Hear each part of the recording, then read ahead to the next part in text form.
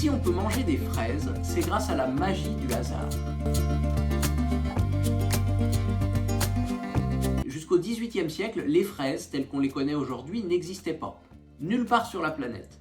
Il y avait bien sûr des fraisiers qui produisaient des fruits, mais c'était des fruits beaucoup trop petits pour qu'on puisse en faire vraiment un dessert. D'ailleurs, le mot fraise est directement relié au mot fragrance, parce qu'autrefois, on utilisait les fraises pour faire des parfums ou des cosmétiques plutôt que pour les manger. Heureusement, un beau jour du XVIIIe siècle, un fraisier mâle originaire du Chili a rencontré un fraisier femelle originaire d'Amérique du Nord. Et les deux se sont reproduits dans le jardin botanique de Brest. De cette union est né un fruit incroyable, à la fois énorme et très savoureux, l'ancêtre des fraises qu'on connaît de nos jours.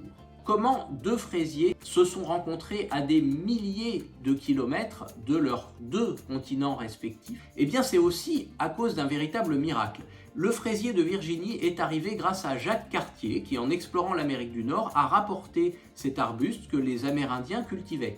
Le fraisier d'Amérique du Sud, lui, est arrivé grâce à un espion qui partait espionner les fortifications du Chili, les fortifications espagnoles, et qui se nommait Monsieur Fraisier. Et comme il se nommait Monsieur Fraisier, il a trouvé très rigolo de découvrir une nouvelle espèce de fraise au Chili, et donc il s'est dit que ce serait une bonne idée qu'il ramène sa fraise en Europe. Grâce à ce petit voyage, eh bien, des fraisiers du Chili sont arrivés à Paris, mais comme ils ne se plaisaient pas, on les a envoyés au jardin botanique de Brest. Et c'est là qu'ils ont rencontré leur dulcinée et qu'ils nous ont donné la toute première fraise et ensuite toutes les autres.